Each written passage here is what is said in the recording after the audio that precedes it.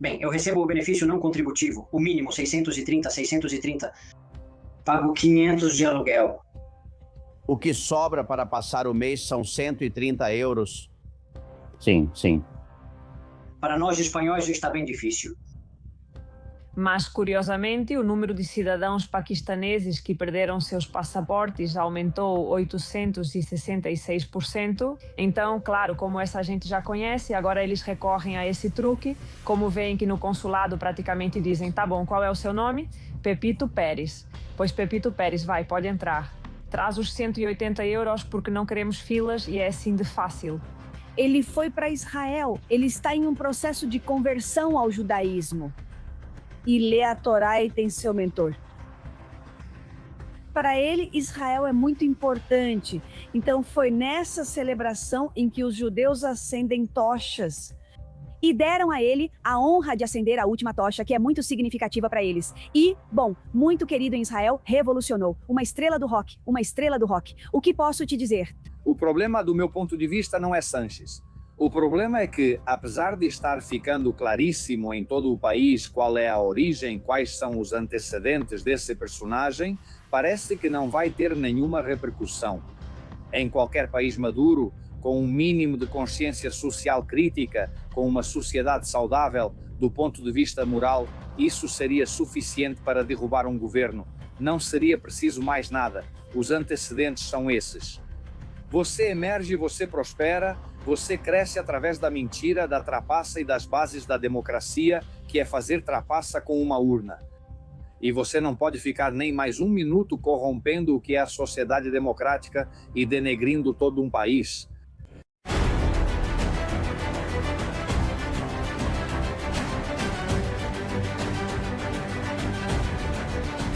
Castillón Confidencial de Albert Castillón.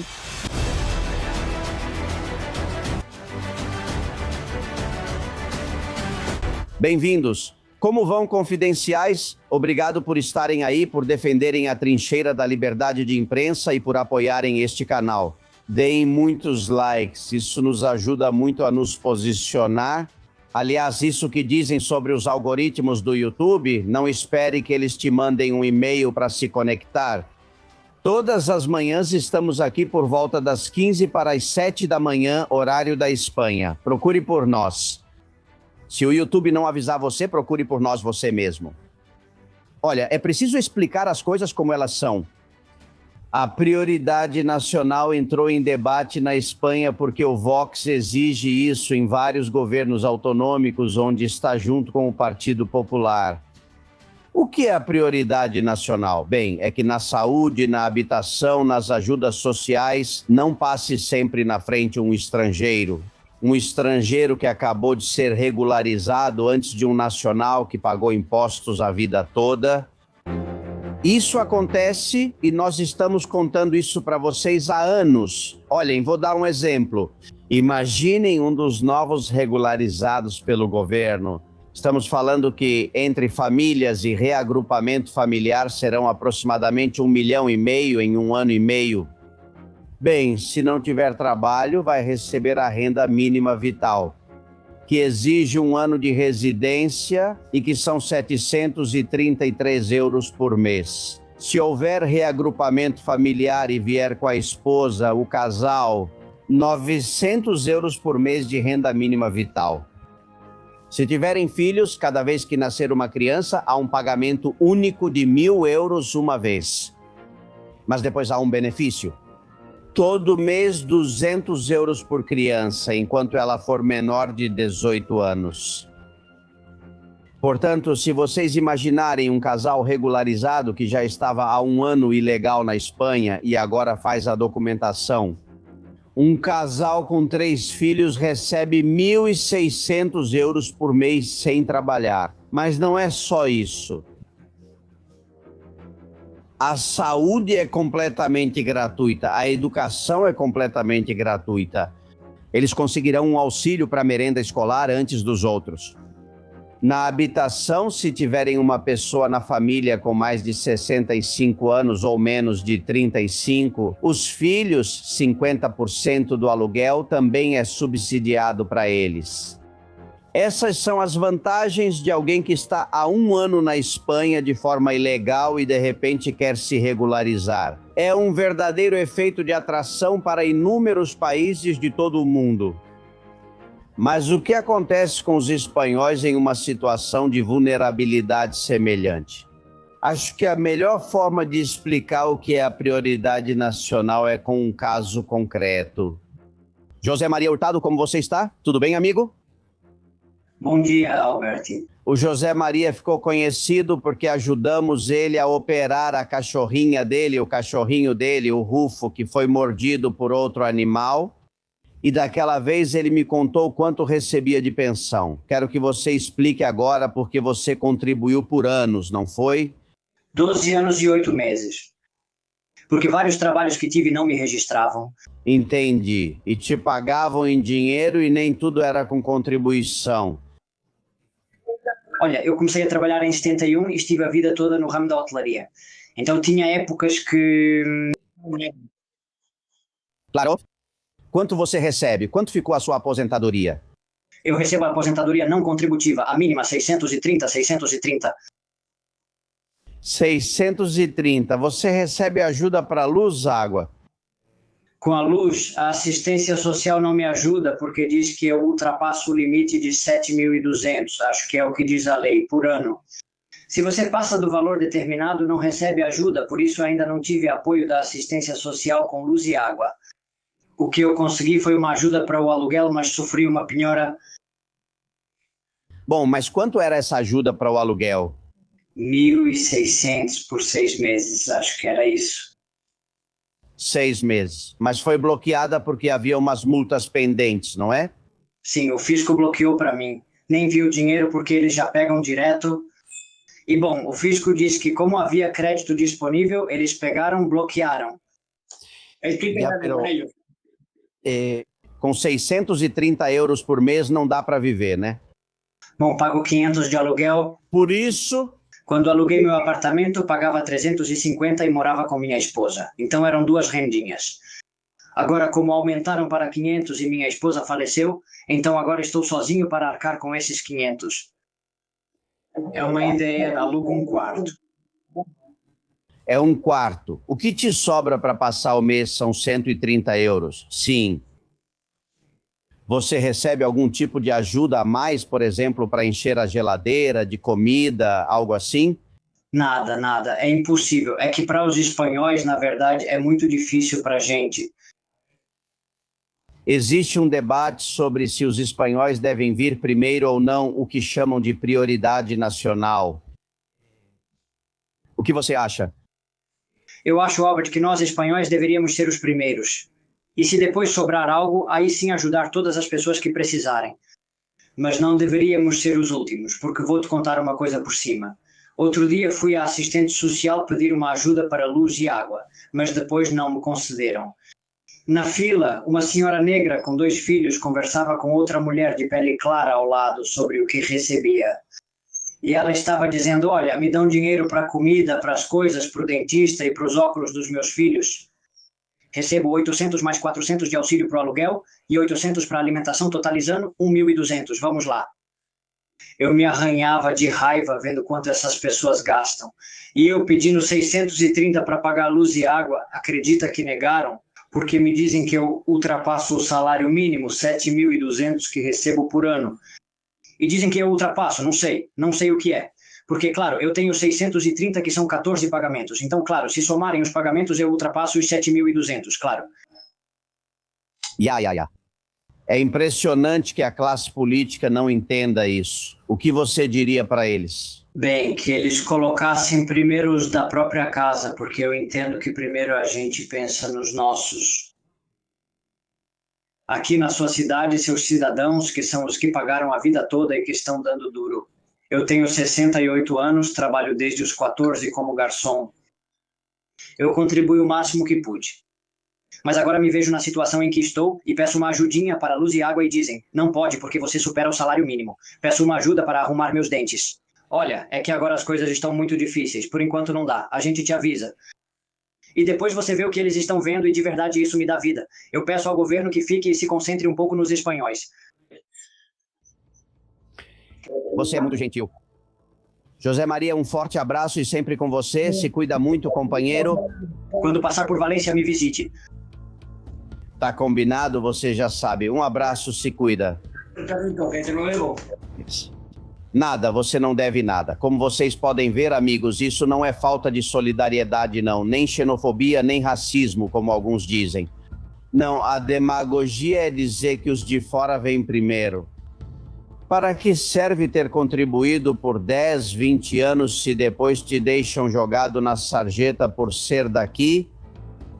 Este é o resultado de políticas ingênuas. Durante décadas, isso só levou à desigualdade entre espanhóis de nascimento e espanhóis por adoção.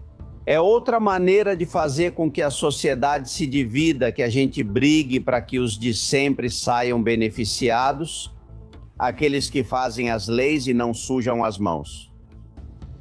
Sejam bem-vindos, amigos, investigamos. Castillón Confidencial, de Albert Castillón.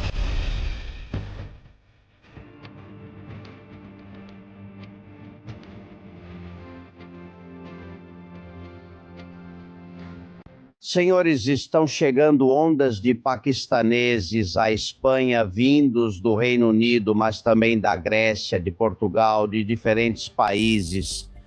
Eles estão se infiltrando na regularização em massa, enganando. E eles fazem isso principalmente a partir dos consulados de Barcelona e de Madrid.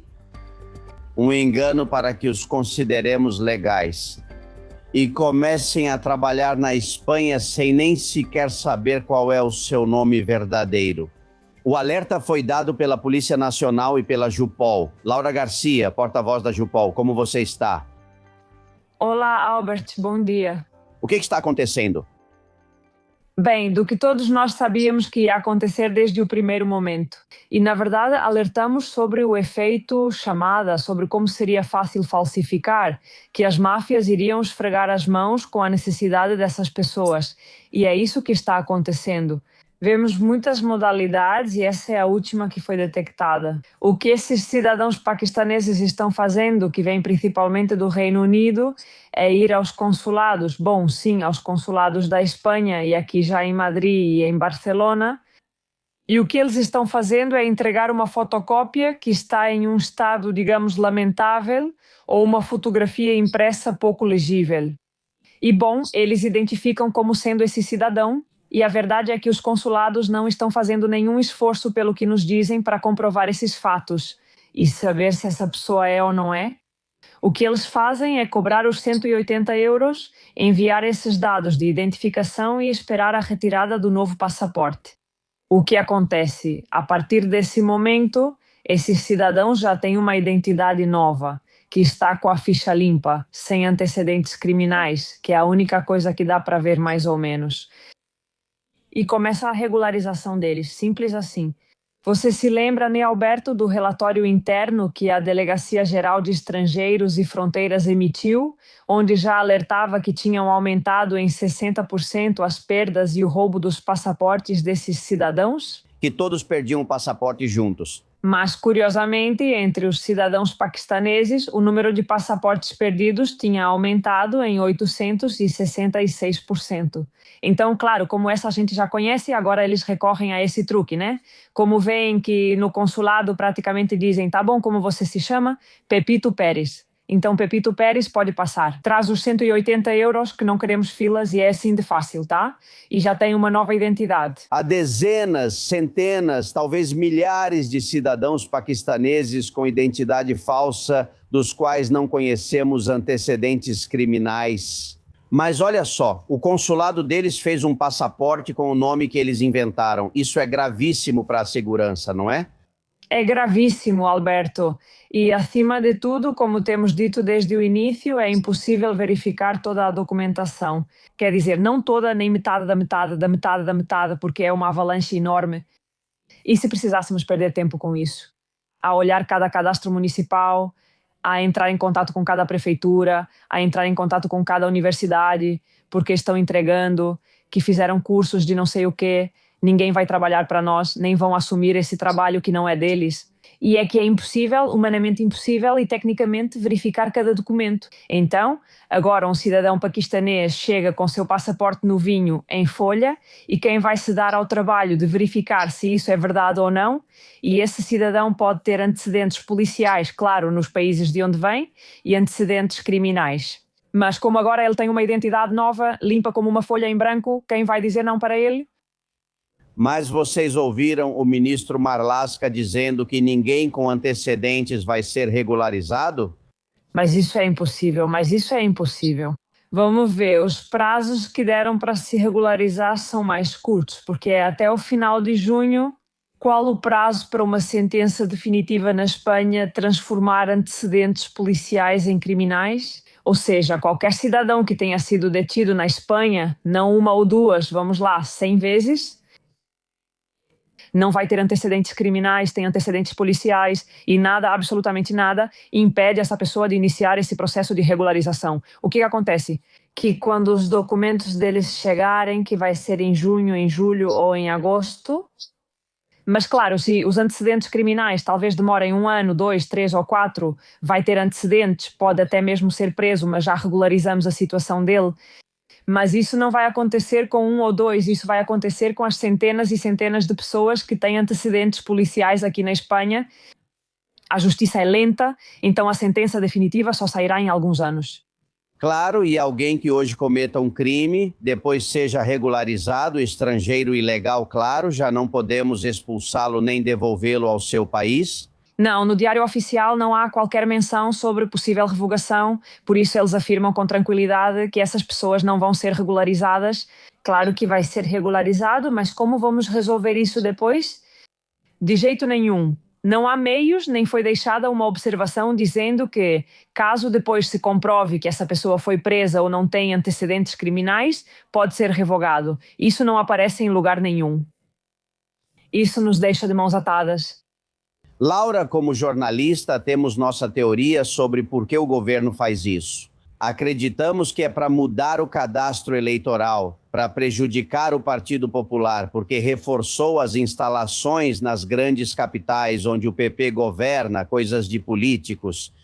Mas como sindicato policial, Jupol, por que vocês acham que ele faz isso? Porque é como dizer que está provocando o aumento da insegurança na Espanha. Por quê? Nós desconhecemos o objetivo. Sim, como todos os cidadãos, ouvimos os depoimentos quando os jornalistas vão perguntar para as pessoas que estão lá na fila para se regularizarem. E perguntam diretamente para eles: em quem vocês vão votar quando puderem exercer o direito ao voto? Em quem votariam quando puderem fazer isso? E todos respondem que em Pedro Sánchez. Nós não sabemos qual é o objetivo final, mas como policiais, o que mais nos preocupa é a segurança dos cidadãos. Por isso alertamos e levamos as mãos à cabeça. Quando vemos criminosos que já foram detidos, que não pode ser coincidência uma pessoa ser presa 40 vezes, ou seja, isso pode representar um perigo para a segurança dos cidadãos, com certeza pode, e vemos ele na fila para se regularizar. Bem, olha, nos parece, além de pouco ético, porque aqui a empatia praticamente não existe, porque estamos vendo como criminosos. Eles têm os mesmos direitos que pessoas honestas, que talvez estejam trabalhando no nosso país, nas condições que conseguirem, seja de uma forma ou de outra. Mas, enfim, eles estão aqui e sim cumprem todos esses requisitos e têm o mesmo direito que um criminoso. A gente entende que isso não pode ser assim. É impressionante. Mas, enfim, fazemos o que temos que fazer, embora as consequências do que estamos contando nesses dias possam ser gravíssimas.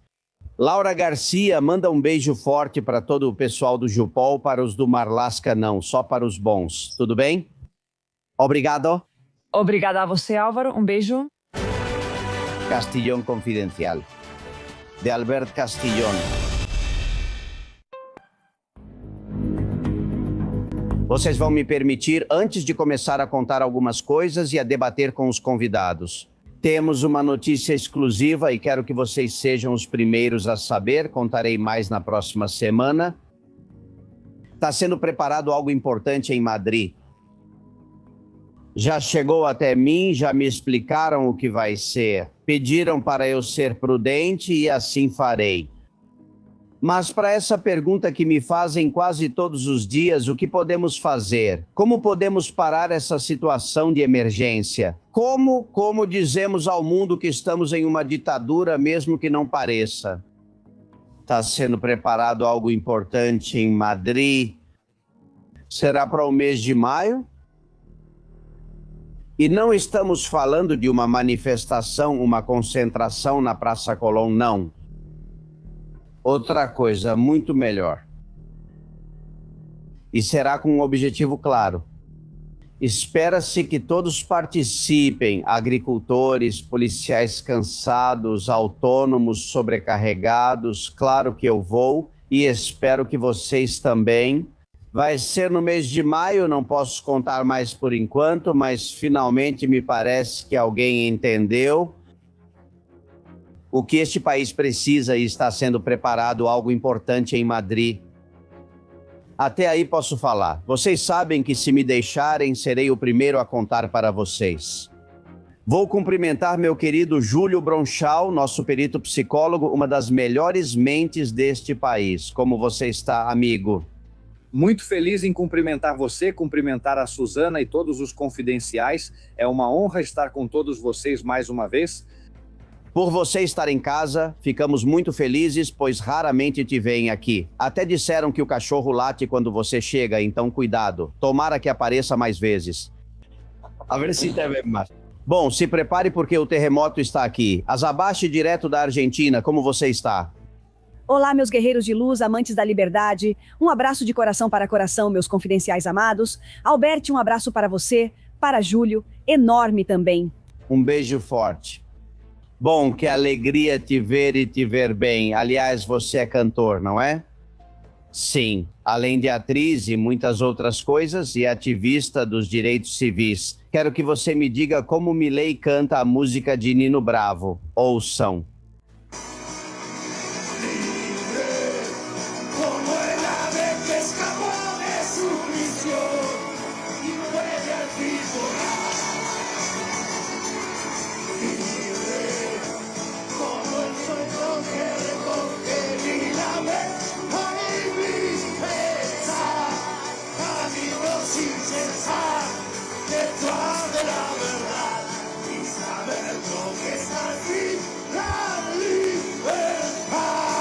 Vamos ver, você deu um toque heavy ou sou eu, Azabache? Adorei essa versão rock de Libre. Adorei. 10 pontos para Milei. Onde foi isso? O que aconteceu? Porque eu não sabia disso. Ele foi para Israel, ele está em um processo de conversão ao judaísmo e ele lê a Torá e tem seu mentor. Para ele, Israel é muito importante. Então, foi nessa celebração em que os judeus acendem tochas e deram a ele a honra de acender a última tocha, algo muito importante para eles. Muito querido em Israel. É um rockstar. O que posso te dizer? Bom, ou seja, ele não era judeu, era católico. Sim.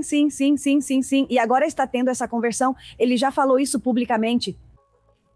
Isso não quer dizer que ele abandona seus ensinamentos. Na verdade, ele se junta a tudo o que é Semana Santa, a todas as questões da religião que ele tem como base. Mas agora ele tem a conversão. Na verdade, quando ele assumiu como presidente, você viu que há uma cerimônia onde o padre o abençoa. Bom, ele fez uma cerimônia com as religiões que têm presença aqui na Argentina. Ou seja, ele é muito aberto a isso, mas indiscutivelmente está inclinado para essa conversão. Sim. Agora ele vai agradar ainda mais ao Sanches, né? Agora que virou judeu, Júlio, vai agradar mais ainda. Bueno, bem, vivemos uma época em que já está claramente estabelecida, sem nenhum tipo de disfarce ou suavização, a luta entre o bem e o mal. Então, no final, os campos vão se separando e é a luta já, vamos dizer, clássica de Deus contra o demônio, do bem contra o mal. É preciso se posicionar ao lado do bem, ao lado de Deus, evidentemente, sempre. Porque, além disso, o mal sempre acaba perdendo. Ele faz mal porque é para isso que serve o mal, mas acaba servindo. Sempre cedendo diante do amor, diante do bem, diante da criação. É uma lógica que na psicologia já foi desenvolvida entre Eros e Thanatos, entre as forças da construção, do amor, da integridade e da destruição. E aproveitando isso, permita-me só uma questão. Nino Bravo, todo mundo sabe que era valenciano, mas essa música livre, vocês sabem a origem dela, e se não souberem, é bom lembrar. Ela é inspirada no que aconteceu em 1962, o salto que deu Peter Fetcher, um jovem alemão que pulou o muro, em direção ao Ocidente, em direção à liberdade. E a partir daí as coisas se desenvolveram e era dedicada a todos aqueles alemães que, fugindo em busca da liberdade e fugindo da tirania comunista, arriscaram suas vidas. Na verdade, a música, se você a vê sob essa perspectiva, é quando faz sentido e se entende porque acabou se tornando um hino de todos aqueles libertários, de todos que lutam contra as tiranias e a favor da dignidade e da liberdade humana. Que maravilha, é verdade, e eu não lembrava desse detalhe, é muito importante. Bem, as músicas têm um sentido e as palavras, amigos, às vezes provocam um efeito. Vejam, desde que Cláudia Sheinbaum chegou à presidência do México e antes com López Obrador, um dos objetivos do seu partido é atacar a Espanha e a hispanidade. É criticar a parte europeia que descobriu a América, ou pelo menos levou a cultura, a religião, as universidades, a igreja. Os ataques têm sido constantes. Isso tem efeitos e não quero deixar passar o que aconteceu na última segunda-feira em Teotihuacan, nas magníficas pirâmides que existem no México. Um louco pegou uma arma e começou a atirar. Matou uma turista canadense e outros 13 turistas ficaram feridos. Tem um vídeo que vamos poder ver imediatamente do que aconteceu lá. Porque reparem que de uma coisa para outra, da acusação, da indicação de Sheinbaum e López Obrador a um lobo solitário, que é do que estamos falando, cometendo um crime, a um passo. Aviso que as imagens são fortes. Pode significar, estávamos envolvidos para fazer levanta sua vadia puta, você estúpida, levanta e corta isso, você tem 1 minuto, porra, e se não fizer já era, corta isso, mexa-se. Você tem 1 minuto, porra, mexa-se sua desgraçada, como se fosse pra... Mexa tudo, jogue fora essa merda, vocês vieram da porra da Europa. Vocês não vão voltar. Ela vai atirar uma bala para fazer um... Eu sacrifico vocês. Isso foi feito para sacrifício, seus idiotas. Não é para tirarem foto, não estão vendo? Cumpra o que eu digo. 2 desgraçados morreram lá. Ninguém nunca se mexa. Ninguém nunca se mexa como um cachorro. E você pare de ficar me olhando tanto. Não se encara a morte de frente, seu idiota. Preciso de alguém. Você saia daqui, me deixa muito nervosa, estúpido. Vai atirar outra bala para fazer? E diga para aqueles desgraçados que eu tenho reféns aqui. E se tentarem subir, eu vou matar eles. Não está vendo, já vou. Rápido! Vamos! Quem estava gravando era uma das pessoas que estava deitada na frente dele. A imagem foi capturada de outro celular de um turista, mas aí vocês veem as frases. Vocês vieram da porra da Europa. Isso aqui foi construído, ele se refere à pirâmide para sacrificar ladrões. E daí o objetivo de começar a matar. Ele foi abatido pela polícia. Mas essa obsessão pelo passado pré-hispânico de Sheinbaum ou de López pode provocar esses efeitos, Júlio? Com certeza, isso abre as portas do inferno para a irracionalidade, é totalmente absurdo e um debate estéril. De fato, eu não entendo como López Obrador e Sheinbaum têm coragem de reivindicar um passado do qual não fazem parte, porque os dois são claramente de origem crioula. A inconsequência começa justamente aí. E além disso, aonde essa irracionalidade nos leva? Temos que viver no presente olhando para frente, voltar ao que poderia ter acontecido, além de ter uma imagem totalmente distorcida do que realmente aconteceu. O México como tal não existia, e nunca existiu. Fazia parte do Império Azteca e pouco mais. Mas lá os povos viviam subjugados, oprimidos, sob uma barbárie que não pode ser suavizada nem romantizada. Isso é um completo absurdo histórico. Tudo isso são as mitologias que esses regimes do socialismo do século XXI criam para tentar se autoafirmar com mensagens muito simples, muito superficiais, ahistóricas, anticientíficas, unicamente para criar uma identidade e poder excitar e enervar as partes mais obscuras e sombrias do ser humano.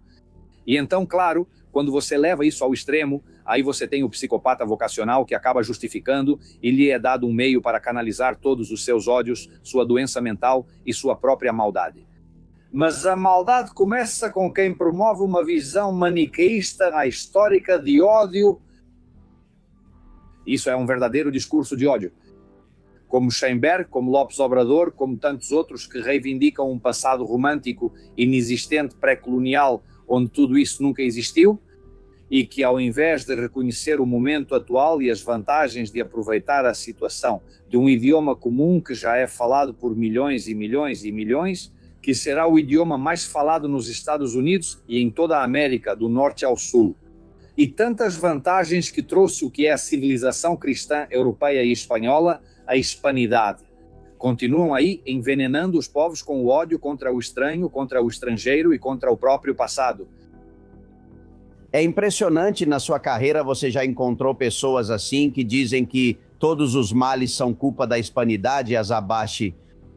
Sim, muito, muito, porque aqui o doutrinamento tem um papel importantíssimo há décadas. O socialismo do século XXI não é algo que surgiu agora, já tem décadas. Por meio dos princípios de Gramsci, eles se infiltraram na cultura, nos livros e começaram a doutrinar. Veja, permita-me, por favor, te dizer uma coisa. Eu acabei de lançar um e-book que lancei anteontem, no meu canal do YouTube, que se chama livremente Rompa o Doutrinamento, onde eu dou ferramentas claras para as pessoas, para que não se deixem manipular, para quebrar essa corrente que vem nos submetendo há tanto tempo. É um e-book feito com muito esforço, você sabe disso, meu querido Albert. Mas feito com todo o coração para que as pessoas realmente tenham uma ferramenta onde possam identificar notícias falsas. Quando te doutrinam, como conversar com sua família sem brigar. Ou seja, aqui estamos falando que precisamos de ferramentas, todos os serviços, cidadãos, realmente para evitar isso, porque isso é extremismo. Veja, aqui já estamos falando de ataques a seres humanos que foram fazer turismo, não é?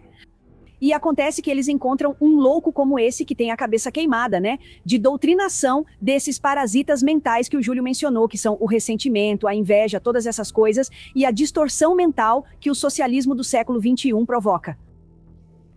Bom, e falando de malucos, apresento a Sasha Sabani. Tenho certeza de que você já a viu nas redes sociais. Sim. Vocês vão ver, filho do embaixador do Irã na Venezuela. Ele está entrando em seu avião particular para viajar para Ibiza. Ele mora em Madrid, não trabalha porque é multimilionário. Além disso, ele ri das pessoas que trabalham e que acordam às 6, chama a gente de otário, pobre gente.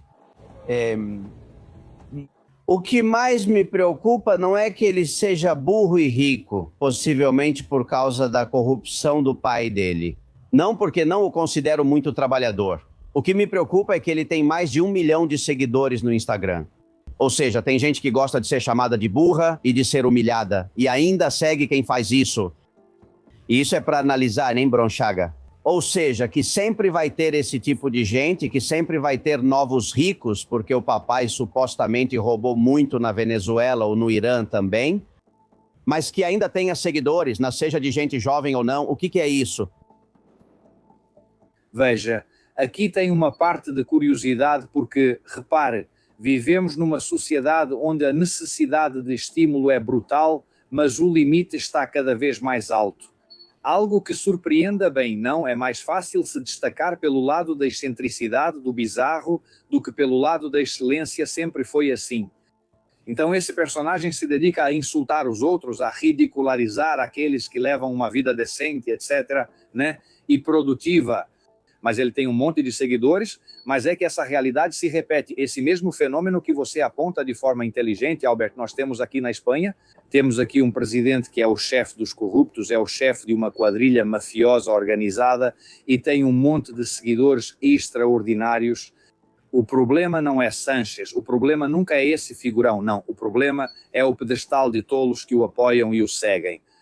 porque após décadas de doutrinação, maniqueísmo, de lavagem cerebral, que começa desde o ensino fundamental à educação primária e continua ao longo de todo o ciclo educativo. Filmes, até anúncios, acabam formando uma massa social que serve de suporte para esse monte de fantoches. Ou seja, é difícil entender alguém mais fantoche que Pedro Sánchez, e mesmo assim ele persiste. Só se explica por esse lado da tolice humana que está sempre presente. No seu caso, você deve conhecê-lo. Você viveu e tem origem em Caracas. Com certeza você já ouviu histórias sobre esse embaixador do Irã na Venezuela. O que você sabe, Azabashi?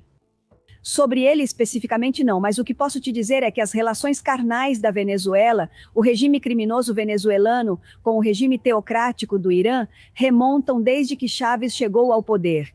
Eles estão recebendo, ou estariam recebendo, vamos colocar no potencial, urânio enriquecido. Estamos falando de um regime que deu passaportes diplomáticos para terroristas.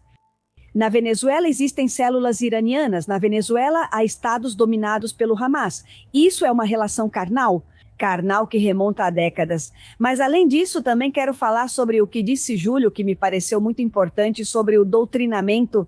Quando vocês virem uma pessoa defendendo o indefensável, sempre é preciso colocar isso em 3 camadas que, para mim, consegui resumir dessa forma. A ignorância.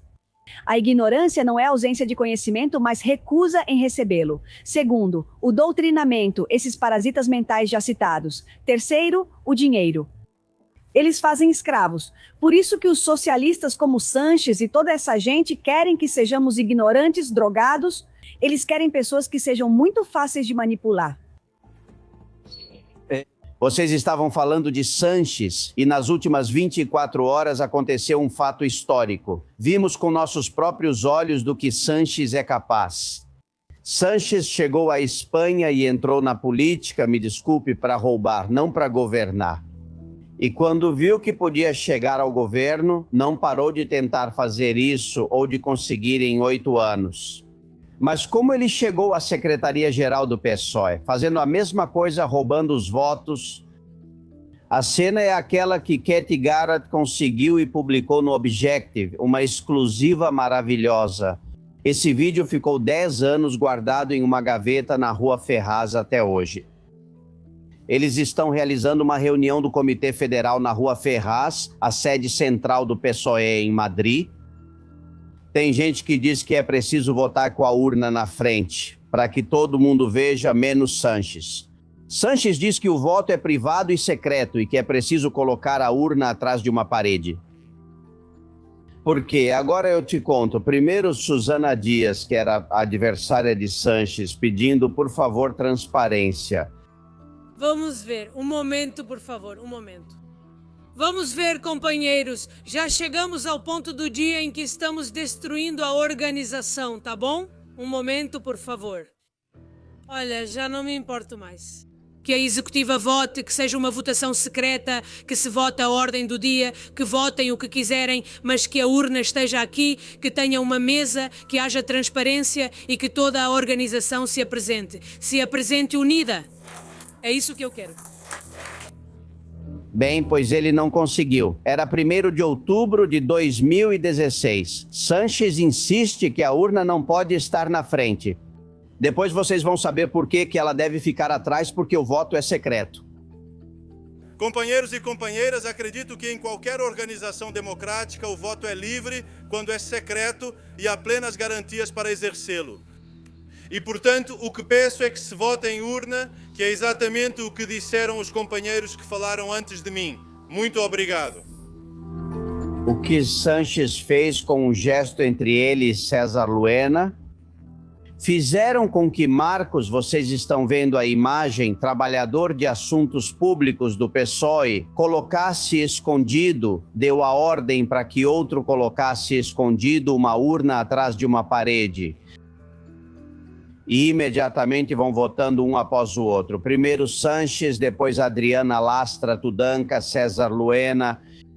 Dentro da urna, eles já colocam cédulas que tinham preparado. O próprio Coldo Garcia confessou ter colocado todas as que podia. Porque ele queria que a urna não fosse visível. para manipular o resultado, algo que ele tem feito desde que chegou à Espanha. Esta imagem que está no livro, como todos os homens de Sanches explicaram, não é nada mais do que a confirmação do que sabemos que é Júlio.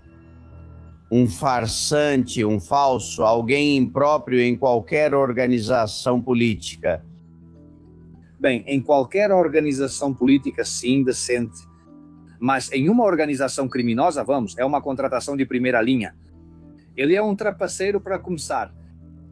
Mas, retomando o que dizíamos antes, o problema, do meu ponto de vista, não é Sanches. O problema é como, apesar de estar ficando claríssimo em todo o país qual é a origem, quais são os antecedentes desse personagem, parece que não vai ter nenhuma repercussão. Em qualquer país maduro, com um mínimo de consciência social crítica, com uma sociedade saudável, do ponto de vista moral, isso seria suficiente para afundar um governo, não seria preciso mais nada, os antecedentes são esses. Você emerge, você prospera, você cresce através da mentira, da trapaça e das bases da democracia, que é fazer trapaça com uma urna. E você não pode ficar nem mais um minuto corrompendo o que é a sociedade democrática e denegrindo todo um país. E, no entanto, aqui não vai acontecer nada. O fenômeno a ser estudado de verdade é a falta de capacidade da sociedade espanhola para enfrentar um criminoso que, além disso, já está acostumado a agir, aconteça o que acontecer. Seu irmão investigado, sua esposa investigada, todo o seu círculo de confiança, aqueles que o acompanharam para ascender à Secretaria-Geral do Partido Socialista, também investigados, até mesmo presos, e não acontece nada. Por quê? Porque já abertamente, como dissemos antes, as fronteiras já estão traçadas e há pessoas que preferiram fechar os olhos. Como diz Azabashi, não querer saber, que é a ignorância, a pior das formas de ignorância. Por se afirmar ideologicamente, por continuar uma tradição, Deus sabe-se familiar, por estender a mão e continuar recebendo e participando do negócio. Mas no final, tudo isso uma sociedade paga por ser uma sociedade imoral, uma sociedade que não tem limites, que não sabe impor limites à doença, acaba se corrompendo por metástase e acaba sucumbindo. Esse é o verdadeiro fenômeno a ser estudado. Já sabíamos que Sanches era trapaceiro e criminoso.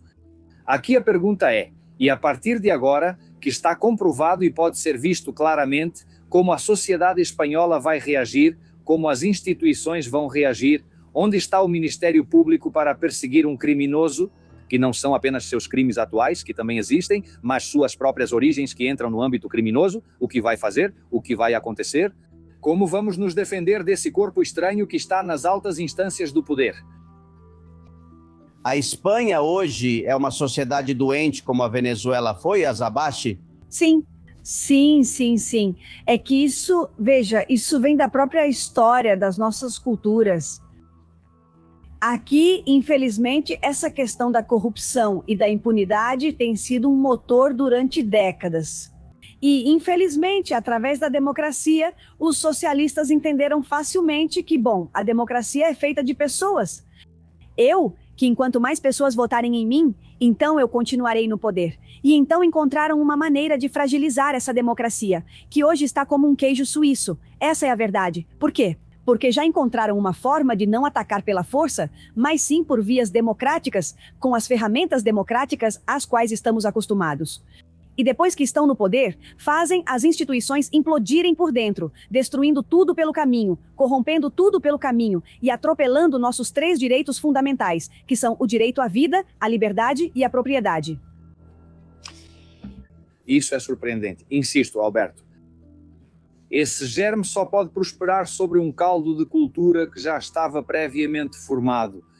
E é uma sociedade crítica, polarizada, onde o cidadão, na hora de avaliar uma situação e tomar uma decisão, tem 2 elementos: o que está vendo com seus próprios olhos, que o leva a pensar que está diante de um criminoso, de um trapaceiro, de alguém que é, vamos ver, indigno, que não merece nem ser presidente de uma associação de moradores, ou por outro lado está a sua filiação partidária e todo o compromisso ideológico que previamente assumiu. Porque basta que esse equilíbrio entre a moral e a evidência penda para o sectarismo para que uma sociedade esteja condenada ao pior dos infernos. Esse é o problema de base, esse caldo de cultura de corrupção moral que já se espalhou ao longo do tempo por todo o contexto da sociedade. Sim, quero acrescentar algo ao que o Júlio disse, porque é tão evidente, e vemos isso o tempo todo, essa questão de nos dividirmos como sociedade. Aqui é uma clara estratégia de comunicação para nos destruir como sociedade. Aqui vemos, por exemplo, mulheres contra homens, filhos contra pais, alunos contra professores, marchas e contramarchas. Tudo é divisão, divisão, divisão. Caos. Eles precisam do caos para avançar. E conseguem. O pior é que conseguem. Sem dúvida. Vejam um exemplo. Existe um mecanismo de controle social que é a normalização do que é completamente anormal. O argumento imoral é colocado no mesmo nível de legitimidade que o moral. Então sempre se confrontam duas versões e uma delas é tingida de um matiz ideológico para que o rebanho corra imediatamente para ela, não importa o que seja.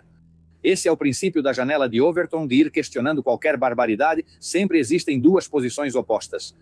E há uma que representa, entre aspas, o progressismo, e a esquerda, que pode ser a coisa mais aberrante, mas já tingida de uma determinada cor, faz com que essa massa absolutamente alienada, doutrinada, acomodada, acabe respondendo a qualquer coisa. Tanto faz, parece que tem legitimidade.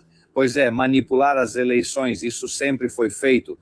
É que eu já cheguei a ouvir em debates que isso é a evidência de até onde chegou a nossa sociedade, que há gente defendendo até mesmo essa posição de que pelo poder vale tudo.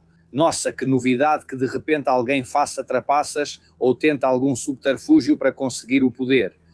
Só sendo muito ingênuo para legitimar e defender uma posição claramente criminosa, porque uma sociedade saudável, insisto, expulsaria imediatamente esse corpo estranho e todos aqueles que o justificam. Mas como o nível de corrupção moral da sociedade já começa a ser absoluto, vamos ter que nos acostumar a viver com isso e procurar conservar a lucidez, a consciência e também a dignidade. Sim, mas temos que apontar, eu me recuso a engolir essa política, esse doutrinamento, e além disso já sou muito velho para mudar, então não vou fazer isso. Vejam como supostamente Sanches compra testemunhas em diferentes julgamentos do Palácio de Moncloa.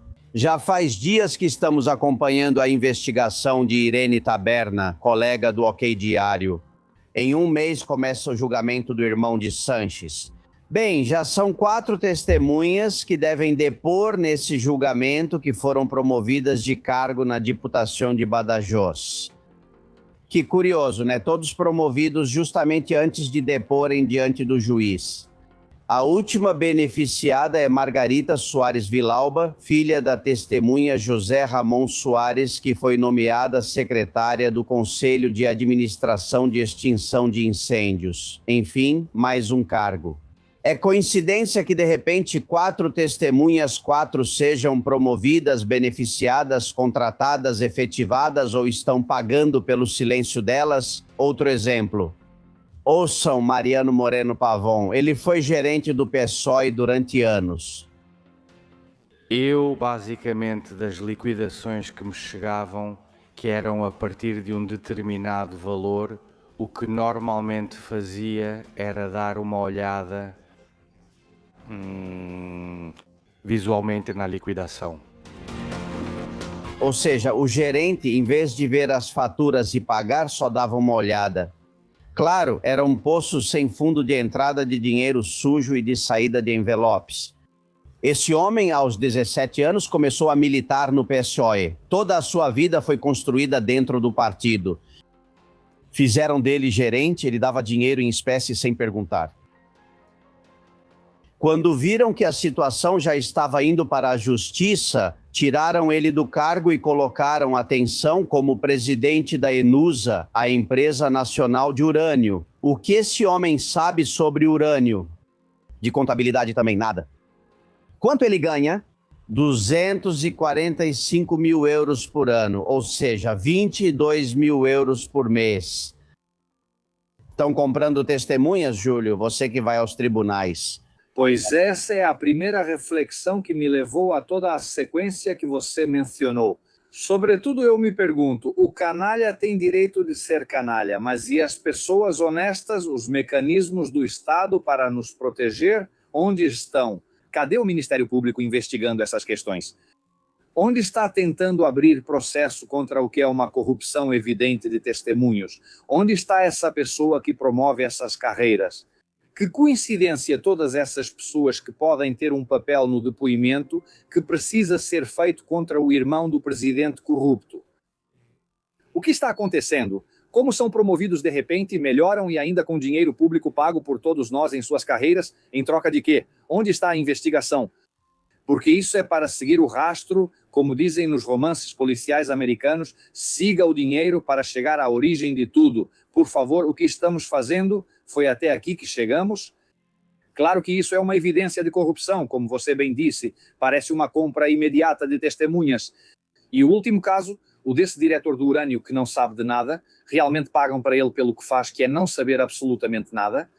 Ele reconhece na introdução que você fez, que ele dava uma olhada nas contas, ele diz, bom, eu olho para o outro lado, porque aqui, claro, as coisas se misturam umas com as outras. Eu prefiro não saber os detalhes, não fazer um levantamento do que está entrando e do que está saindo. Por isso pagam e recompensam ele, além de colocá-lo para lidar com urânio. O que você espera que eu diga? O que pode dar errado, Albert? É impressionante, é impressionante. Bom, tenho mensagens para você. Depois do especial de Maria Corina e de algumas declarações suas após a visita à Espanha, recebemos algumas mensagens para você, especificamente de uma senhora da Venezuela e de Rosa. Vamos ouvir, ok? Querida Azabashi, você reclamou que depois ela mudou de opinião. Eu imagino que isso pode ter acontecido durante a primeira eleição, no governo Trump ou no início do Biden. Se foi assim, dá para entender o porquê. Ela teve razão em mudar de estratégia porque achou que ninguém poderia ajudá-la. Se for verdade, ela fez um ótimo trabalho. E eu queria dizer para a Azabashi, quando ela fala sobre a falsa oposição, e estou vendo isso aqui na Espanha, e a sensação que você tem de impotência, porque vê o segundo partido da Espanha, com um poder na União Europeia, com 100 e poucos assentos, você vê que não faz absolutamente nada. Olha, a primeira senhora reclamava que o que você contava era de uma etapa anterior, que Azabashi, que Maria Corina posteriormente arriscou a vida, comprovou a fraude eleitoral e merece um voto de confiança. Essa turnê europeia fez você mudar de opinião, Azabashi? Não, de jeito nenhum.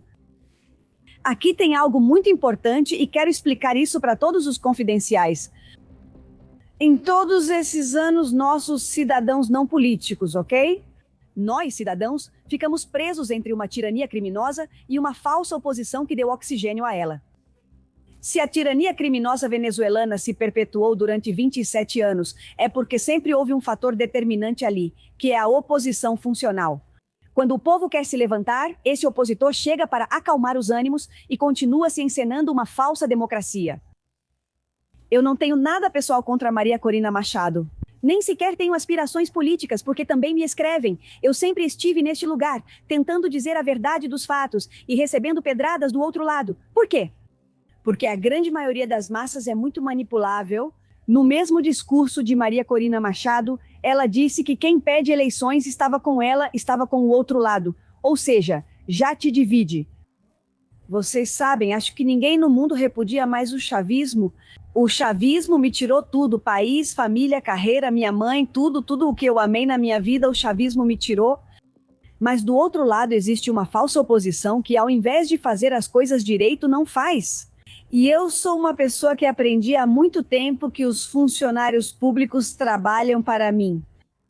Não o contrário. Qual é o meu dever? Apontar com toda a força que se Maria Corina for para umas eleições sob um guarda-chuva chavista que não se desmonta, e me permita tomar mais um minuto.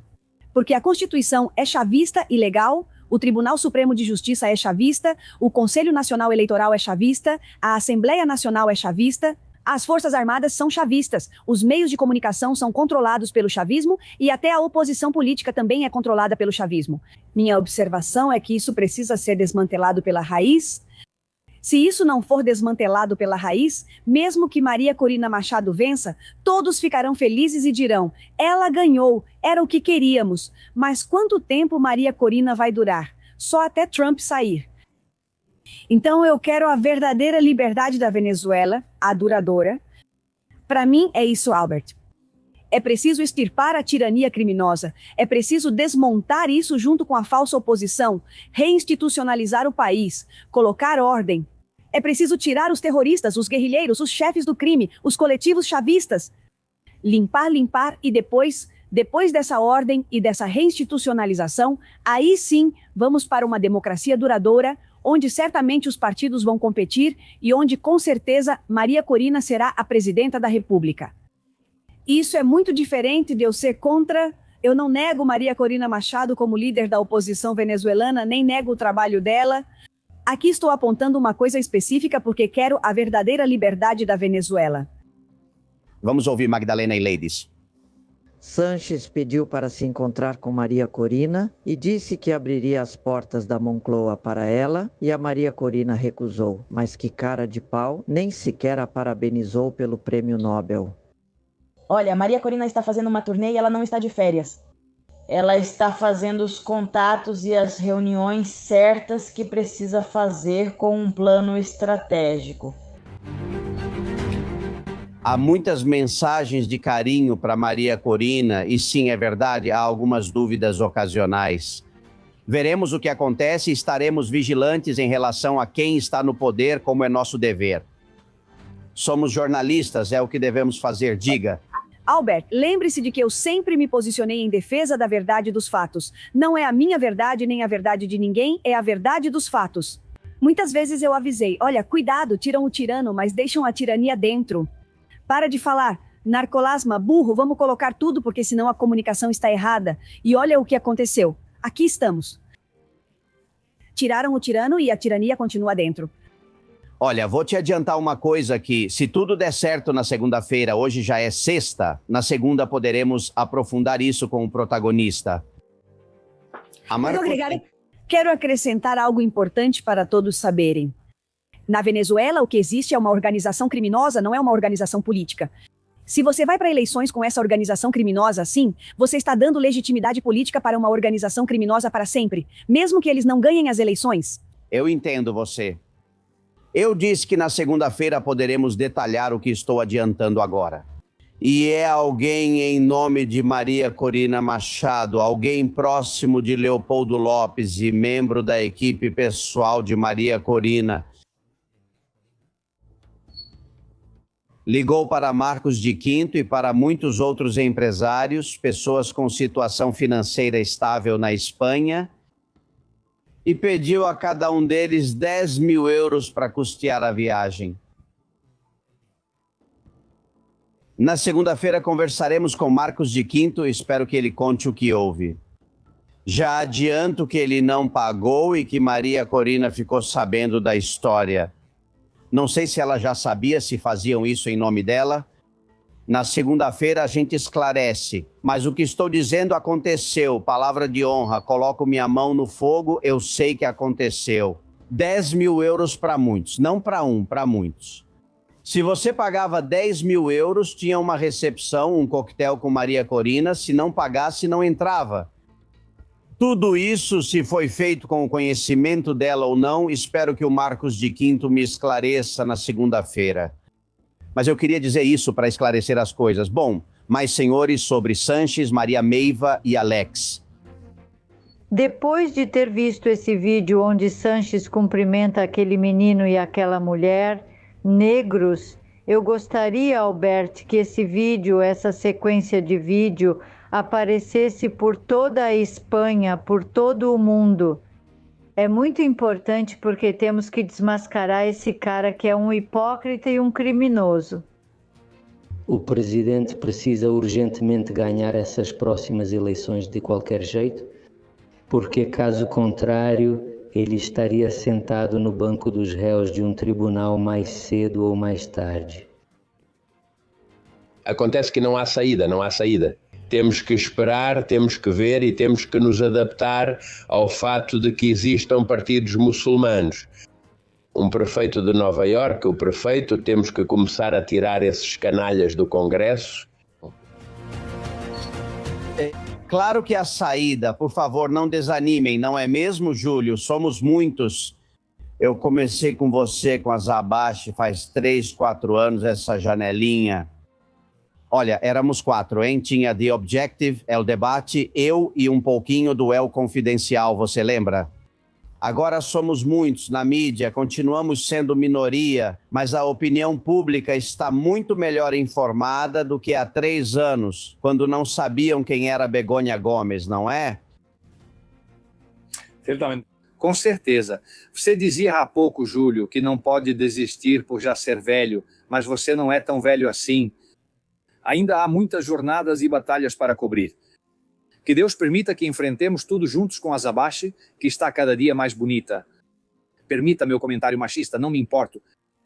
Eu gosto que você fale essas loucuras na Espanha. Se você disser isso lá, leva uma multa, então fale o quanto quiser. É ridículo, anima, levanta o astral. Obrigada, Júlio, tão fofo, eu adoro, eu realmente adoro. Eu só estou constatando uma realidade. Mas enfim, voltando ao discurso original que eu dizia, você dizia e concluía dizendo, eu já não posso mudar meu jeito de ser. Eu não posso me corromper, tenho que continuar me guiando pela razão, dignidade, honestidade. Evidentemente, esse é o primeiro ponto, né? E para muitas pessoas, seu programa, sua luta, sua atividade está representando uma confirmação, uma certeza daquilo que as pessoas pensam. Mas não tem a possibilidade de expor com a clareza, com a contundência. Então, é tão importante ter esses pontos de referência morais, de coragem, de vanguarda, e esse é o imenso valor do que está sendo feito. Em um mundo de loucos, não devemos abrir mão da sanidade, e isso é o fundamental. Em meio a sem-vergonhas e ladrões, não se deve abandonar a honestidade e integridade. E em um mundo de pessoas que estão vendendo claramente por um prato de lentilhas, ou até por muito menos que isso, a pátria, temos que continuar defendendo-a. Então, Albert, vá em frente, continuamos com isso. Que bom, é preciso dar esperança, senhores, que isso vai acabar algum dia, e nós os veremos na prisão, vocês vão ver. Olha, o que me mandam é espetacular. Hospital de Llobregat, filas de imigrantes aos milhares se regularizando. Muitos passam a noite em frente a essas imensas instalações que colocaram para agilizar a papelada. Eles vêm de todos os lugares, tem gente que nem fala espanhol, porque acabaram de chegar da França ou da Inglaterra ou de outros países. E também há ONGs que emitem certificados de vulnerabilidade. Me digam vocês, como podem saber se uma família está ou não em situação precária sem investigar nada? Você vai lá, entra na fila, eles assinam e pronto, você já tem mais um papelzinho para ser legal na Espanha, vejam. Ou eu poderia dizer que vamos dizer que sim, porque olha a fila, vou te explicar por quê. Veja até onde vai a fila de pessoas que estão aqui desde ontem à noite, nos dizem, ou até mesmo desde ontem ao meio-dia. Há cerca de 400 pessoas na fila e dizem que estão praticamente distribuindo certificados de vulnerabilidade. Antes estávamos em um escritório da Prefeitura de Madrid, agora estamos em uma ONG que basicamente coloca o carimbo nos relatórios de vulnerabilidade. Se Amancio Ortega entrar na fila, vão dar para ele o certificado de vulnerabilidade e vão fazer dele o mais humilde e pobre dos pobres, sobre imigração, Concepción e Minerva. Na maioria são homens em idade militar e que Sánchez está trazendo para cá para formar seu exército privado. Sánchez está se preparando para tomar a Espanha à força, se for necessário. Eu também estou muito preocupado com essa regularização em massa. Isso vai nos levar ao desastre. Sempre que ouço que é preciso regularizar quem já trabalha na Espanha, sinceramente não entendo.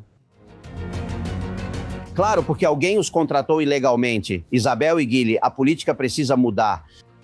Não se trata de abandonar os princípios democráticos, mas sim de reconhecer que seus mecanismos atuais podem estar obsoletos. A separação de poderes continua sendo valiosa, mas talvez seja insuficiente diante de novas formas de poder, tecnológico, financeiro, midiático.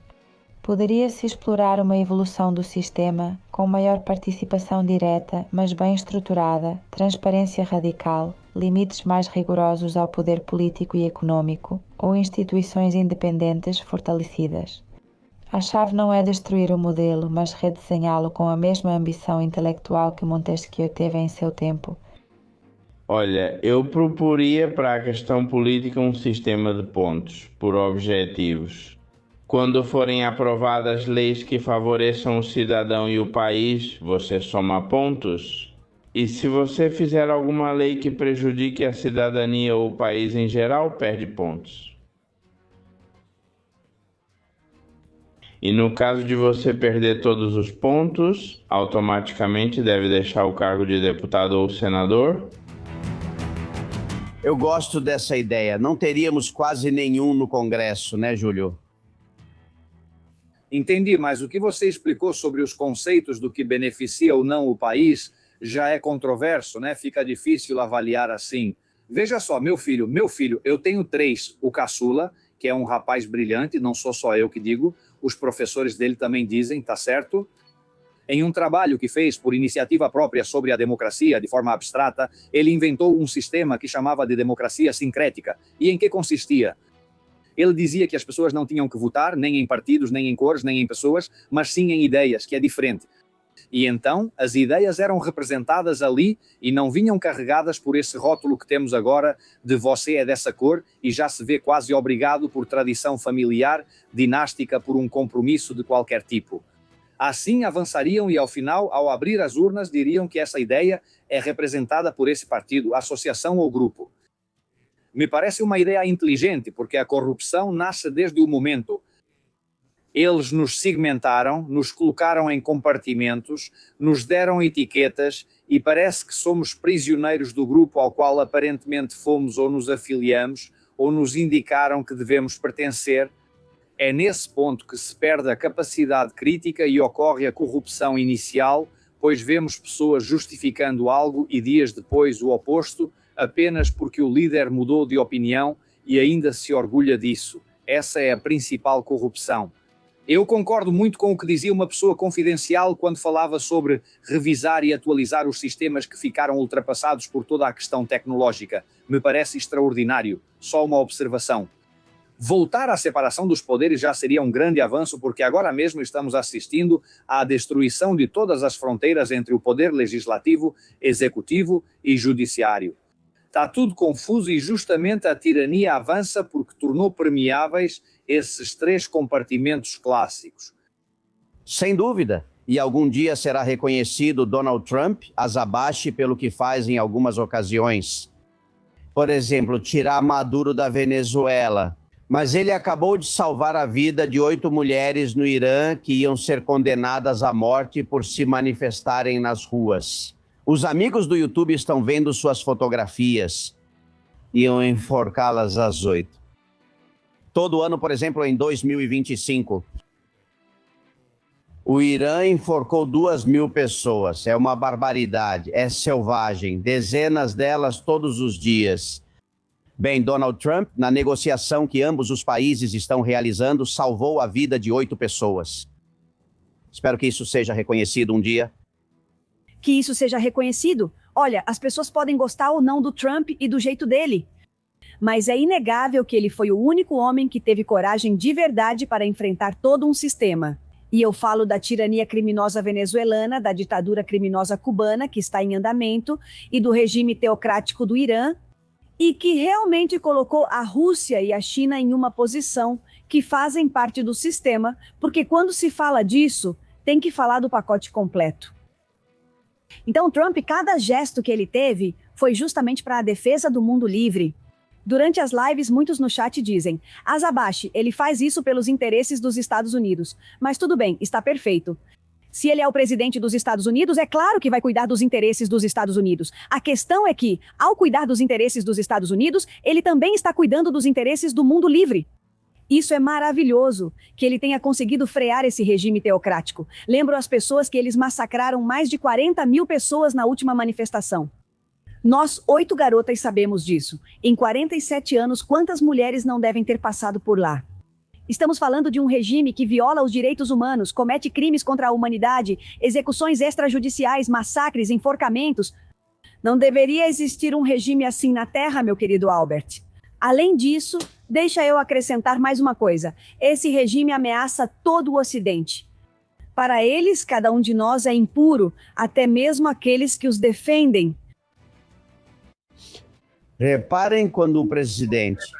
Permita-me, Albert, só uma observação, porque é importante ir à origem das coisas. Esse regime teocrático, terrorista, criminoso e assassino, como também descreveu Azabashi, teve apoio e suas origens nessa gente e nessa desigualdade. E compreensão por parte da esquerda europeia, particularmente da esquerda francesa e do próprio Partido Comunista Francês, que exaltava Khomeini. Isso vem de muito tempo atrás e até hoje conhecemos as ligações fundamentais entre o Podemos e a esquerda radical espanhola com o regime iraniano. E também sofremos com a forma como o terrorismo de Estado iraniano entrou na Espanha. Entrou atentando contra Alejo Vidal Quadras, que tentaram matar e só escapou por um milagre que acontece uma vez a cada 100.000 ocasiões. Ou seja, tudo isso vem sendo recebido, apoiado, branqueado, justificado pela esquerda, por trás de toda essa loucura de mulheres enforcadas, de jovens torturados, de um regime atroz que destrói sua vida porque não te dá opções nem saídas. A esquerda europeia sempre esteve lá, justificando isso dentro dessa idiotice em que se vive. Esses também são cúmplices dessa tirania, assim como foram da cubana, da venezuelana e de tantas outras tiranias. Quero só acrescentar isso porque me parece importante. Houve um guerreiro da luz que me escreveu e me disse: Azabashi, o regime teocrático do Irã tem sido assessorado pelo regime cubano há 20 anos. Então, quando você faz as contas de que Cuba está reprimindo sua população há 67 anos e passa para o regime teocrático, que já dura 47, tudo faz sentido. Sem dúvida. Cuba, força, vocês são os próximos e isso vai acontecer este ano, vocês vão ver. Bem, e enquanto isso, o Papa vai de ditador em ditador visitando o pior da África, mas sem dizer uma palavra sobre as mortes de católicos na Nigéria. Lola fala sobre o Papa. Eu acho vergonhoso que o Papa esteja sentado ali com ditadores e não tenha um momento hoje para visitar a Nigéria e dizer algumas palavras para os cristãos que estão sendo massacrados. Não, e mais uma coisa, Lola, ele deveria ir e se arriscar. Esse é o trabalho dele, é para isso que ele está lá. Ele tem medo do quê? De ser sacrificado? Pois foi o que Jesus fez, não foi por todos. Olha, tem uma cena que me tocou. Como é que os padres estão celebrando missa na Nigéria? E eles fazem isso, vocês vão ver um vídeo que eu nunca pensei ver. Eles celebram com um fuzil AK-47 nas costas, caso alguém apareça no recinto. Dentro da igreja, a qualquer momento, e são obrigados a atirar. Essa imagem é brutal. Você vê o padre com aquele fuzil AK-47. Tem quem diga, não matarás. Eu acho que aqui existe uma justificativa, não é, Júlio? Nesse caso, a legítima defesa. Bom, vamos ver, é que o Evangelho diz isso muito claramente. Jesus diz para Pedro: Pedro, apacenta o meu rebanho. Ou seja, a obrigação do pastor é proteger o seu rebanho e as ovelhas. Assim os chamamos de pastores sacerdotes, por isso cuidam bem e estão ali para se defender. Aquele AK-47 nas mãos daquele corajoso sacerdote representa a coragem para defender o seu rebanho, a sua comunidade. Portanto, toda a minha admiração para os pastores que realmente cuidam de suas ovelhas. Vamos deixar por aqui. Que bonito. Sim, senhor. Vamos para a redação. Susana Gaski, últimas mensagens. Um abraço da redação para todos os nossos confidentes e, evidentemente, para os seus debatedores. Santiago nos diz que o caso da Cruz Vermelha é um absurdo. No dia em que isso vier à tona, vai ser um verdadeiro escândalo. Encarna diz que é uma vergonha para todos os políticos. No geral, é uma vergonha. Mas será que eles não pensam na Espanha? Ela nos pergunta. Só pensam na própria conta bancária, porque isso tudo é nojento. Sílvia diz que colocaram o inimigo dentro de casa. E além disso, ainda por cima, Montserrat também diz que isso é inacreditável. Receber sem nunca ter contribuído e receber uma miséria por contribuir 40 anos ou mais, isso vai ter que explodir em algum momento, senhores. Até quando nós, espanhóis, vamos continuar aguentando tudo isso que está acontecendo? Mas aqui ninguém faz nada. José diz que está muito irritado com a regularização. E ele explica que não é contra nem de longe. Sou uma pequena empresária, nos explica que tenho 3 migrantes e estou encantada. Com certeza haverá muitos outros como eles. Mas esse direito precisa ser controlado e concedido àquele que realmente esteja à altura das circunstâncias, não a qualquer um. José Adolfo também nos escreve, e isso é para você, Alberto Castillon. Admiro profundamente o seu trabalho, Alberto. Em mais de 50 anos de RTVE, nunca vi um jornalista como você. O risco que você assume todos os dias pelo seu país é admirável e, evidentemente, você merece um reconhecimento.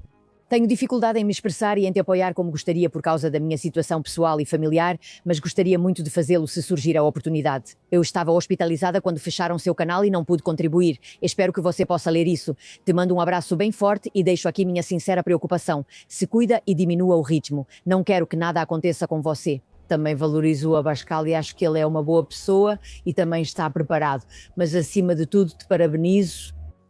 E aqui encerramos, Alberto, é muito importante que as pessoas que estão chegando agora ao nosso programa também possam nos acompanhar pelo nosso jornal digital castelãoconfidencial.com, onde publicamos todas as notícias e, claro, todas as entrevistas. Muito obrigada, Alberto. Muito obrigado, muita força, muito ânimo e vamos continuar na luta. Que não pensem que estamos perdendo a batalha. Estamos ganhando a guerra pouco a pouco, com pequenas batalhas, e o inimigo não esperava essa reação. Eu sempre digo isso, mas aqui na Venezuela, em Cuba, em muitos lugares do mundo, há uma defesa completamente legítima, uma resistência silenciosa, lenta, mas muito dura, que é impossível esses ditadores ignorarem. E que está desgastando eles pouco a pouco e lentamente, mas sem fim. Sanches sabe que não tem futuro. Delcy Rodrigues sabe que vai acabar em uma prisão. Os Castros sabem que vão acabar na cadeia ou fugindo. Me parece inevitável tudo isso, é questão de tempo. Nós vencemos a batalha, embora a guerra ainda não tenha acabado, não é, Júlio? Sim, concordo totalmente com você, mas precisamos ser firmes e não perder a coragem diante do inimigo. Vamos ver se essa notícia que você antecipava, no seu estilo de criar expectativa de uma grande mobilização, etc., para o mês de maio... Vou te dizer algo mais poético. Manda ver, pode falar. Me puxa pela língua e eu não paro mais. Mas é que, claro, vai ser em maio. Então tem que lembrar, vai ser em maio, vai ser no final de maio, em Madrid. E você tem que me deixar poético em maio, quando o calor aperta, quando a cotovia canta e o rouxinol responde...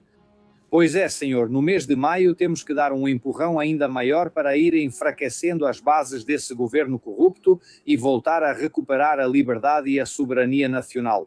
Vamos nessa, Albert, aí está você em maio. Conseguimos. Obrigado, Júlio Bronchal, por estar aqui. É uma honra. Muito obrigado, amigo. A honra é minha. Azabache, saudações e beijos. Um grande abraço, Júlio. Eu também, eu abraço vocês dois. E deixa eu acrescentar uma coisa. Aqui, a batalha comunicacional e das ideias deve estar sempre presente. A principal batalha que cabe a nós, cidadãos de bem, é vigiar, exigir e travar essa batalha comunicacional. Ninguém vai fazer isso por nós. E pode salvar países, Albert. Pode realmente salvar países. Bom, meu guerreiro, te abraço enormemente. A você e a todos os confidenciais. Me sigam nas minhas redes sociais, o Azabache Online. Também está disponível gratuitamente meu e-book que está lá, linkado no meu canal. Mando um beijo para vocês e viva a liberdade. Caralho, olé! Um beijo, Azabache, se cuida. Amigos, preparem-se. Hoje é dia de falar de história com Paco Álvares. Temos herói. Você está ouvindo Castilhão Confidencial?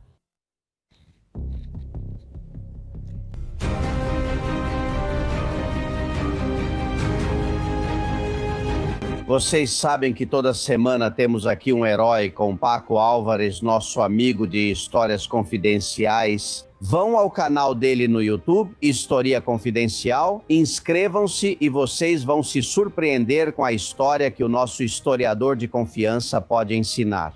Hoje temos um herói da Segunda República Espanhola, ou seja, bem recente e também bastante desconhecido. Vocês vão saber o porquê em um minuto. Paco Álvares, como você está? Tudo bem, amigo? Pois é um prazer estar com você e com todos os nossos confidenciais, falando justamente de heróis do Império, de heróis da República, de heróis de toda a nossa história. E sim, hoje vamos falar de um caso muito curioso, de um senhor chamado Marcelino Martim Gamazo, que as pessoas vão perguntar, quem é esse senhor? Bom, pois esse realmente era um republicano, muito republicano, especialista em direito, um senhor basco, além disso, que foi procurador-geral da Segunda República, nomeado por Alcalá Zamora, um republicano até a medula, que foi assassinado no início da Guerra Civil, foi assassinado pelos socialistas, pelo PSOE, por milicianos do PSOE. Partido de Sanches, já matavam procuradores gerais antes. Ele foi assassinado, infelizmente é isso. Receio que é assim mesmo. Não entendo como ele não muda de nome com esse passado tão sombrio que tem. Me conte a história de como o PSOE assassinou um procurador-geral da República. É isso mesmo. E eles escondem isso muito bem, claro. Para eles fazem essa tal de memória democrática ou memória histórica, mas de memória mesmo eles não têm nenhuma, evidentemente. E de história, então, não entendem nada. E de democracia, então veja só o quanto eles são democráticos. Aproveitar que começou a Guerra Civil para matar o então já ex-procurador-geral do Estado da República, o que você supostamente está defendendo contra os golpistas nacionais, ou franquistas, ou como quiser chamá-los, enfim. O nosso Marcelino Gamazo, vamos dizer assim, nasceu em Arizabaleta, um vilarejo pequeno de Guipúzcoa, que eu acho que ainda não chegou a 7.000 habitantes. Nasceu em 1879 e, ainda jovem, veio estudar em Madrid, na universidade que então se chamava de Madrid, a Complutense. E aqui estudou Direito, e aqui conheceu quem foi sua esposa, Narcisa Fernandes de Rubi de los Altos de Cuenca. É importante que digamos de onde ela era, porque depois isso tem a ver com a história, e com ela, bom, foram um casal feliz e tiveram 9 filhos. Ele foi secretário-geral da Ordem dos Advogados de Madrid em muitas ocasiões, pelo menos 3.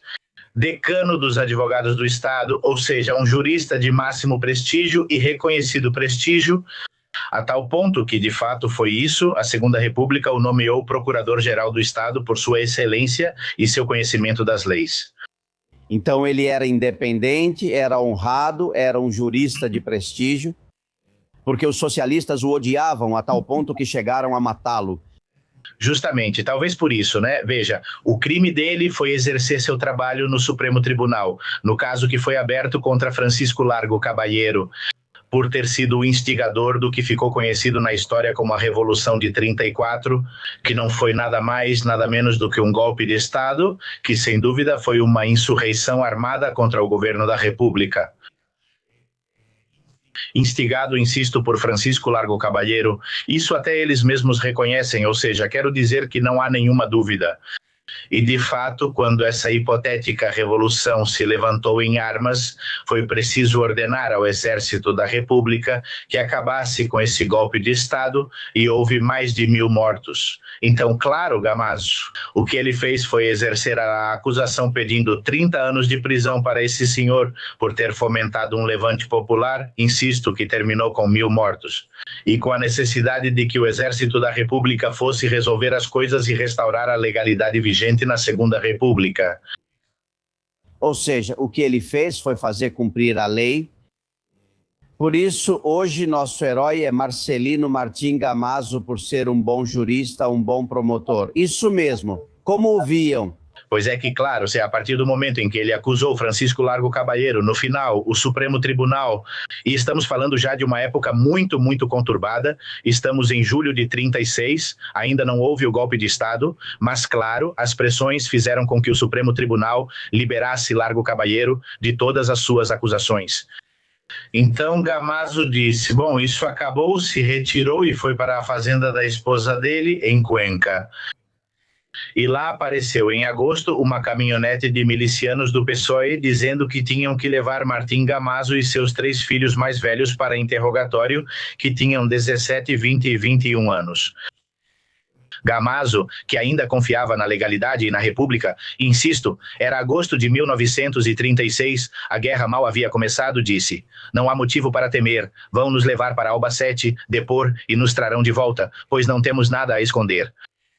E claro, foi isso que aconteceu, pois no meio do caminho pararam-nos ao lado da estrada, tiraram-nos da caminhonete, amarraram-nos às árvores que havia ali e passaram o dia inteiro torturando os rapazes e o pai. E no dia seguinte mataram eles por ordem de idade, fuzilaram eles por ordem de idade. Primeiro mataram o mais novo, de 16 anos, na frente dos irmãos e do pai, depois o de 20, depois o de 21, na frente do pai e finalmente Gamazo, o procurador-geral. Mataram eles e deixaram jogados na estrada, na beira da estrada, no campo, como animais. Em agosto, insisto, em La Mancha-Conquense, e é isso. E foram embora tão satisfeitos e tão felizes depois de terem vingado Largo Caballero ou alguém que tentou acusá-lo. Que horror, por favor. O PSOE tem tanto pelo que pedir perdão, tanto pelo que falar de memória democrática e desaparecer como partido, que a cada dia nos surpreende. Paco, esse procurador-geral honesto tem algum reconhecimento? Pois houve tentativas, já houve várias tentativas de dar o nome de uma rua para ele em Madrid, de colocar um monumento para ele em Madrid. Sei que na estrada, bem no ponto onde foram assassinados, havia algumas cruzes e uma pequena lápide. Lembrando desse fato, espero que ainda esteja lá. Mas conforme a lei da memória histórica, vai saber. Na verdade, acho que foi em 1940, por aí 41, alguém reconheceu na rua um dos assassinos de Gamazo e tal. Então ele foi preso, levado a julgamento, condenado e fuzilado por ter sido o assassino do procurador-geral do Estado. E agora, segundo a lei, ele, esse assassino, é considerado a vítima do franquismo e não Gamazo. Por favor, estamos loucos. Viramos a história de cabeça para baixo por motivos políticos, isso é tremendo. Totalmente. Por outro lado, sua viúva, em 1942, ou seja, em plena época franquista, recebeu uma pensão extraordinária do governo franquista para que pudesse sustentar o resto de seus filhos. Ou seja, quero dizer, o franquismo pagou uma pensão para a viúva do procurador-geral do Estado da Segunda República. Enquanto isso, no PSOE, um dos partidos democráticos, e tudo isso organizou para que vários milicianos, ou alguns milicianos do PSOE, digamos assim, fossem encarregados de matar Gamazo e seus filhos. Na frente dele, do menor ao maior, na frente dele, para que ele sofresse. E isso depois de passarem um dia inteiro torturando eles ao sol, em agosto de 1936. Ainda bem que você está aqui para lembrar desses heróis, um grande herói da história da Espanha, Marcelino Martín Gamazo. Jamais vão querer reconhecê-lo como ele merecia, muito menos governos herdeiros desses assassinos como o que temos hoje. Paco Álvares, eu te sigo no seu canal História Confidencial no YouTube. Muito obrigado, amigo. A gente se vê, amigos. Até logo. E tenho algumas mensagens de pessoas preocupadas, hoje que é sexta-feira, sobre a Serra de Collserola, que rodeia Barcelona, por causa da peste suína. Ouçam o Sacu. A região de Collserola ainda está lidando com a questão da peste suína e ainda estão multando. E está tudo parado, mas continuam aplicando multas e não dizem nada, não fazem nada. O que é isso? Uma pequena parte só para continuar arrecadando e ver como controlar a população ou o quê? E olha o Juanjo, ele foi até a área e gravou. Bom dia, eu sou o Juanjo, morador de Sardanhola, do Valés, lugar onde foi detectado o vírus da peste suína. E até hoje, não sei quantos meses, já estamos proibidos de entrar no parque de Collserola.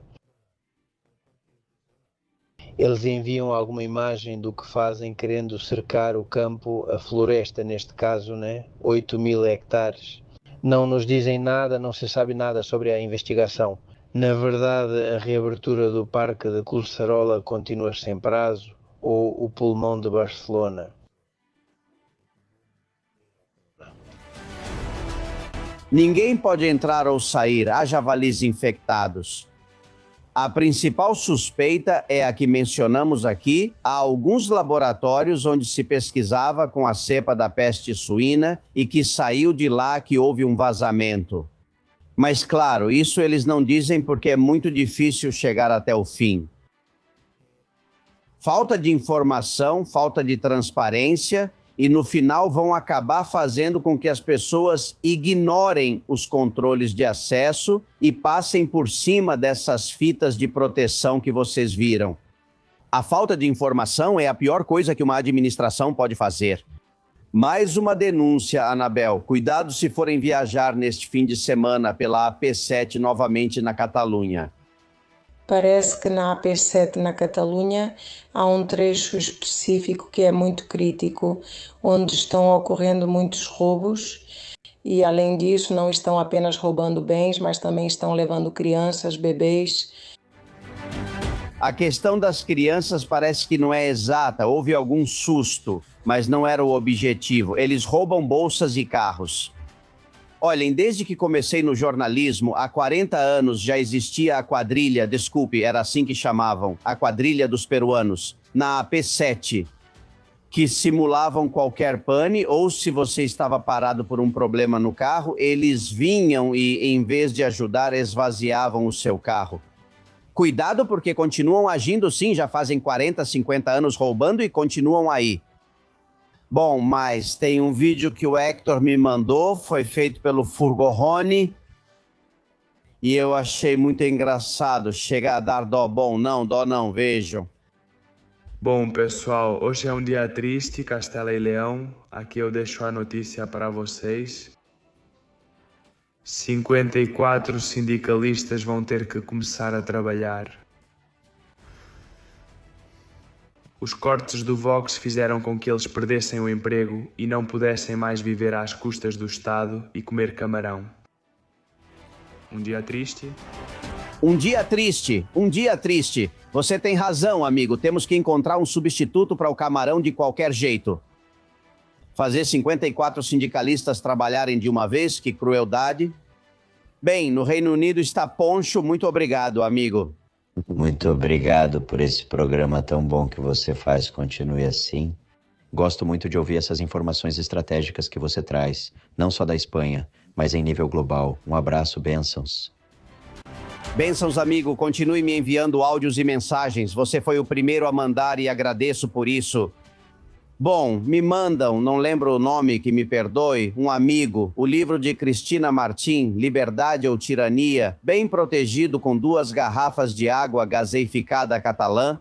Conversei ontem com Cristina, sinto muita falta dela, agora ela está fazendo um programa diário no canal RT, mas vou tentar arranjar um tempo para ouvi-la. Por aqui, assim que eu puder, porque Cristina Martim tem que ser ouvida sempre com muita atenção. Bom, e Sanches, com inteligência artificial, dá ordens à sua secretária. Bom dia, aqui é a Ana, secretária da Moncloa. Ana... Sou eu, Pedro Sanches. Você tinha algo para mim, não é? Ai, oi, Pedro, gatão. Então sim, olha, já escolheram o slogan da campanha, tá bom? Para as eleições de 2027? Isso mesmo. Meus assessores cuidaram disso? Isso mesmo, os 600, nós os trancamos em um pavilhão. Muito bem, muito bem. E qual frase de campanha eles escolheram? Eles queriam algo forte, certo, e disruptivo. Certo. Algo que refletisse com precisão a essência do PSOE. Espera, acabei de ter uma ideia. Vote no PSOE, o melhor para a Espanha.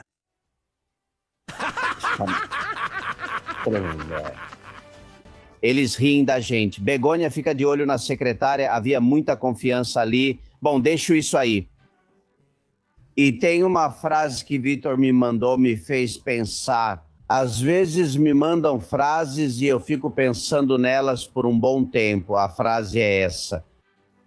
Hernán Cortés, junto com 500 homens, foi uma invasão. 600, para ser exato. Mas milhões de imigrantes, africanos, muçulmanos, na Europa, não. Vêm para trazer riqueza cultural. Fica a dica.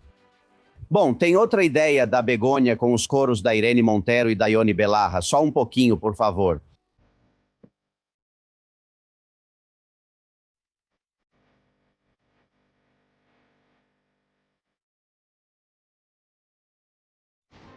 Ai, com certeza foi seu próximo erro e seu passado. Um dia veremos, palavra, que vamos viver isso juntos. Como a Begônia se divorcia do Sanches? Como a Begônia começa a soltar revelações diante de um juiz contra o marido? Vocês vão ver com o tempo e não vai demorar muito. Bom, e tem uma música que todos conhecemos, o famoso Cara ao Sol, que mudaram um pouquinho a letra. Como Pedro Sánchez, com sua ditadura, está deixando a Espanha mal, vai continuar roubando descaradamente para atacar a mídia.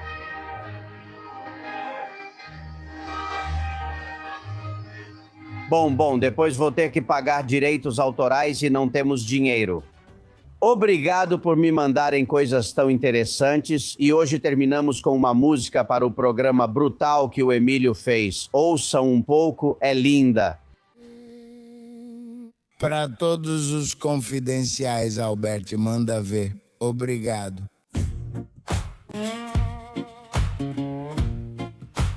Nos campos de algodão.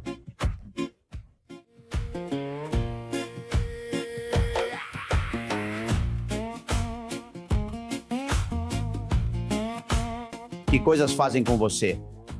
Obrigado, Emílio. Ouçam um pouco a letra. Fala sobre o que estamos contando aqui todos os dias no Pedro. Na televisão de novo, tudo limpo, tudo bonito, tudo como deve ser. Se você pergunta demais, olham pra você com desconfiança. Olha, talvez você se dê muito bem. Dizem que há liberdade, repetem isso sem parar. Mas tente incomodar e você verá o que tem por trás. A mídia conta histórias, mas nem todas do mesmo jeito. Se o assunto é delicado, é melhor não aprofundar. Há uma Espanha boa, liberdade, mas de luxo não há guerra. Obrigado. Aqui a mídia é muito livre. Até que o poder chama. Ei, mude a manchete. Melhor não publique esse. Publicidade institucional bem distribuída. Pois é. Coloca o começo de novo, por favor, que vai ser o nosso grito de guerra. Para todos os confidenciais. Amigos, feliz fim de semana. Se não acontecer nada estranho, segunda-feira estaremos aqui bem cedo. Se acontecer algo, a gente aparece. Sigam-nos nas redes sociais para ficar sabendo. Um beijo para todos. Somos confidenciales. Tú eres confidencial. Yo soy confidencial. Todos confidenciales. Todos confidenciales. Pero solo para mentes abiertas y para gente despierta. Desde la trinchera las balas silban y no hay manera de salir allá afuera. Aquí la libertad tiene las alas de cera. Albert Castillo, Susana Gash,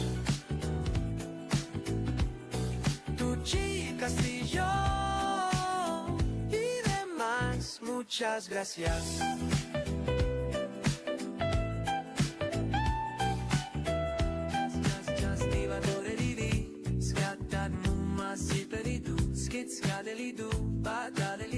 Con esto y un bizcocho, hasta mañana a las 8. Castillón Confidencial de Albert Castillón.